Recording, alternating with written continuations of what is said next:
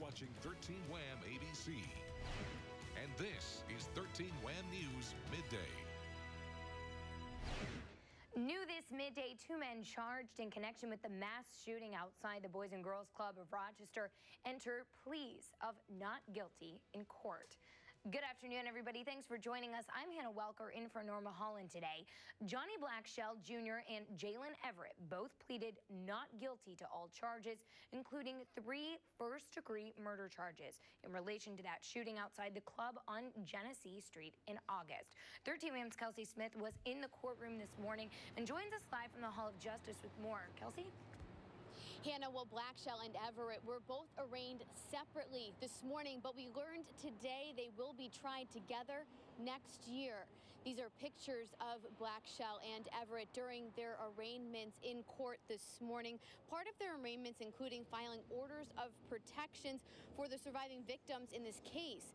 Both defense attorneys made it very clear their clients do not know any of the surviving victims.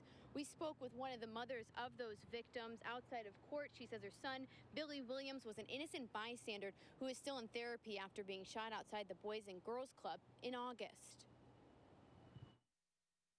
Still a little frustrated, but, you know, once this justice is served and everything, I could start my healing process and move on.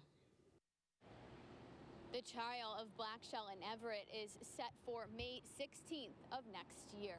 Live in Rochester, Kelsey Smith, 13 Wham News.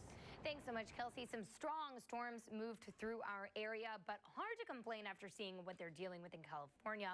A live look now from our HD Wham Cam. 50-degree temps today so far, but there's going to be some changes. Specifically, some of this stuff. Snow, what?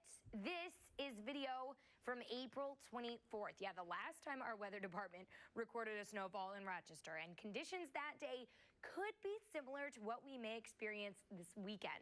More on that later, but first, Kaylee Went tells us what's on tap as we wrap up the work week. Yeah, today it's actually quite a nice afternoon. We're seeing some sunshine, some clouds, a little bit of rain depending on your location, but temperatures in the mid-50s right now. So it's not too cold, but heading through the rest of the afternoon, we'll start to see some very big changes. Here's a look at the Ultimate Doppler HD. Right now, some showers popping up throughout Monroe and Wayne counties. You can see some over Wolcott, near Newark and Sodus right now. But other than that, most of us dry throughout the afternoon. And again, that is going to change heading through the afternoon. You can see at 7 p.m. tonight, we'll see increasing clouds, some widespread showers across the area. Then as we head into the later parts of tonight, temperatures will fall into the 40s. We'll see a rain-snow mix and much cooler weather. I'll show you what your town will be expecting and how much snow you could see this weekend coming up all in my full forecast. Snow already. Thanks, Kaylee. Police in California say they expect a mud-covered interstate to reopen to traffic this afternoon. Flash flood debris blocked part of Interstate 5 north of Los Angeles, stranding hundreds of vehicles and forcing some drivers to take refuge on top of their cars. ABC's Marcy Gonzalez has more this midday. Today, a muddy mess in Southern California after this. Severe thunderstorms yesterday setting off massive mudslides. Everybody up here is completely landlocked in mud debris flow. That flow miles long, suddenly swallowing cars, stranding more than 100 people. I don't know what to do. The car can't move. Are we stuck? Yeah, we're stuck. Shutting down a 30-mile stretch of Interstate 5. One of California's busiest freeways. Next thing you know, bulges are just coming down the mountain. It was just really crazy. It just happened quick, so it was scary. This woman forced to abandon her car and trudge through the fast-moving, debris-filled floodwaters. She's at least waist deep. Emergency crews helping other drivers dig out of the thick mud. Rescuers spending hours searching from the air. The Los Angeles Fire Department tweeting pictures of one of their rescues, bringing this dog along with several others and their owners stuck on the roofs of their homes to safety. And there are reports the mudslides hit a school, trapping 11 teachers inside. We're told it could take up to 2 days to get them out. Marcy Gonzalez, ABC News, New York. New this midday, a new study suggests binge drinking is having a staggering effect on the U.S. economy. The CDC says binge drinking cost the economy $249 billion. Here's how they broke it down. Hangovers in the workplace cost $77 billion. Treating people for drinking-related health problems cost about $29 billion. Everything from vehicles destroyed in accidents to alcohol-related deaths were also factored in. The latest results are from 2010, with the cost rising 11% since 2006. Police have arrested a Rochester teen after they say he stole from several homes in Wayne County. Deputies say 16-year-old Brian DeLoke swiped items from his home and vehicles in the area of Berg Road in Ontario. Deputies say he was arrested after crashing a stolen car into a parked vehicle in a driveway on County Line Road. Still ahead this midday, race for the White House. Clues on whether Joe Biden may enter the race and proof that Donald Trump knows how to bend a TV network to his will. Plus, grab her. I got her. Chloe. Oh my God. a cat rescued after getting stuck, underneath the pool. How the pet's owner knew she was there and how the cat got stuck in the first place. And later, meteorologist Kaylee Went will be back with a look at our Weather Authority forecast.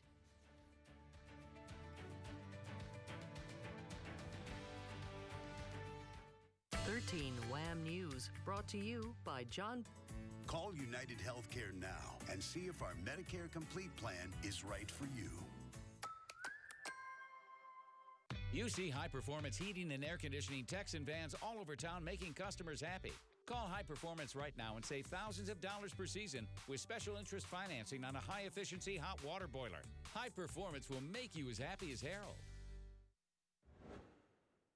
A computer hacker accused of passing information about U.S. service members to ISIS has been arrested in Malaysia.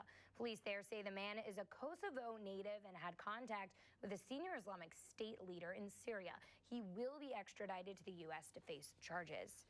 Another significant setback for the booming but unregulated fantasy sports industry. Nevada regulators revealed that playing daily fantasy sports should be considered gambling. They've ordered websites like DraftKings and FanDuel to stop operating immediately in the state until the companies receive state gambling licenses. Meanwhile, the sites just mentioned are dealing with allegations its employees used inside information and exploited paying customers. The recent GOP debates have seen the highest viewerships on record, so why would candidates debate their own participation in the next debate? ABC's Karen Travers has the answer, along with whether or not Joe Biden may be jumping in the race. Drama over a debate. Two leading Republicans revolting. They want to increase it by an hour, and they're doing it because they want to make more money. Donald Trump and Ben Carson joined together in a letter to CNBC saying they do not and will not agree to appear at a debate that is more than 120 minutes long, including commercial breaks. They also insist the debate include an opening and closing statement from each candidate. No response yet from CNBC, but Trump tweeted this morning the network caved. Carly Fiorina, who got a boost from the first two debates with this dig at her rivals. I'm sorry that they apparently don't have the endurance to go the distance. The third quarter fundraising stats are in. Ben Carson raised the most among Republicans, but Senator Ted Cruz has the most cash on hand. And what a difference one debate makes for Hillary Clinton. Her performance Tuesday night seems to have quieted anxious Democrats. And now there's talk about potential running mates after she was endorsed by Housing and Urban Development Secretary Julian Castro. I am going to really look hard at him for anything because that's how good he is, and he deserves the accolades he's receiving. But there's still the issue of what will Joe Biden do, and the VP continues to dodge questions. Last night, a very close aide and confidant to Joe Biden sent a letter to former staffers saying the VP will need their help if he runs, but he hasn't made a decision yet. Karen Travers, ABC News, Washington. New this midday, an incredible rescue thanks to some infrared technology and a pet owner's sharp ear. A Pennsylvania woman's cat, Boo, disappeared on Tuesday. She thought the cat had died, but 2 days later, while in the backyard, she heard her cat meowing. Turns out, she got stuck underneath the concrete surrounding the pool when a crew was doing work on it this week. The pet owner's friend used infrared technology to know where exactly the cat was. Landscapers later showed up and safely freed her. I mean, you guys have been working hard out here all day. Yeah. How does it feel to actually get it done? Oh, it was awesome. I have pets. I have 2 dogs and a cat, so I know how she feels. I'd have done the same thing.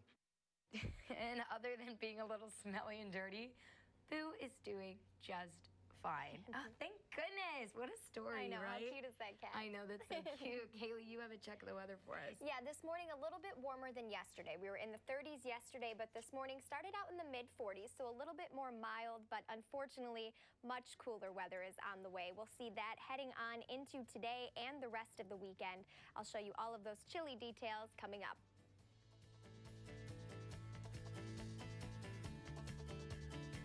For the overnight hours, we'll see temperatures fall into the mid-30s, a very cold night ahead, even the chance for some of that mixed precip as we head through the evening. Through the weekend, temperatures will be a high of 44 on Saturday, 45 on Sunday, so that's more like late November weather rather than mid-October. Very cold temperatures, but look at next week. A little bit of relief from that cold. On Tuesday, 67, Wednesday, 66, so we'll be able to put away the winter jackets for a couple of days at least. Kaylee, I think I feel sick. I know. Snow makes me feel sick. Me too. It's hard to accept. It won't stick. I'm confident it won't stick. It'll be fine. Thanks so much. From the Birdhouse student section to a teacher rock band, Penfield brought the Friday morning light spirit this morning. The students came out in full force, dressed in all pink to support Breast Cancer Awareness Month. The football team goes against undefeated Pittsburgh tonight at home.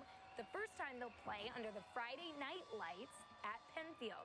Now, Penfield's unified basketball program showed off their skills this morning, a way to connect the special education athletes with the varsity players. It builds relationships with some kids that you may not have been able to build relationships with. Like some of the kids here, it's just great to know the feeling that you're helping these kids and allowing them to be part of the unified program. Penfield's robotics team also made an appearance. They have a competition tomorrow at the Culver Road Armory if you're interested in going. We're going to check on some stocks and business news when we come back.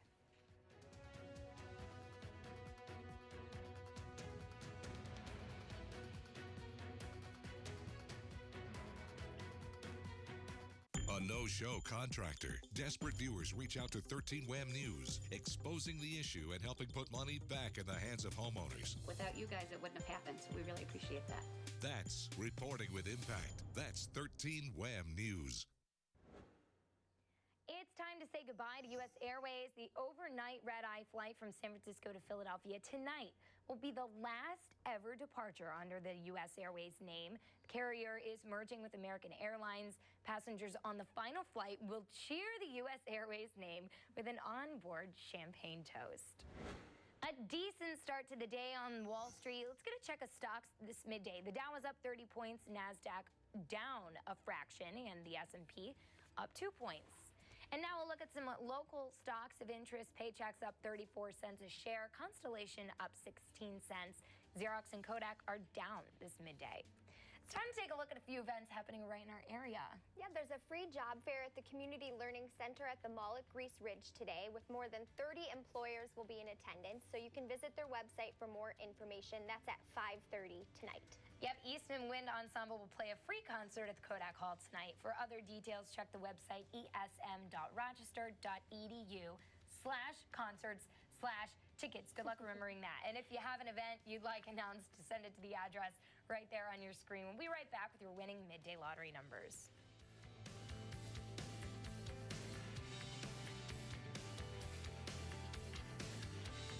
5, the next, is 6, and the last is 2, making the midday win for number 1562. Thank you for joining us, and have a great day. Temperatures today climbing into the mid-50s. We'll see some spotty hit-or-miss rain showers, but through this evening, the first chance of some snow, and that will last on through not only Saturday, but Sunday as well. So winter's here for this weekend. No, it's not here to stay, though. That's our report. Thanks for watching this Midday Mornings at 5 and 6. Have a great day.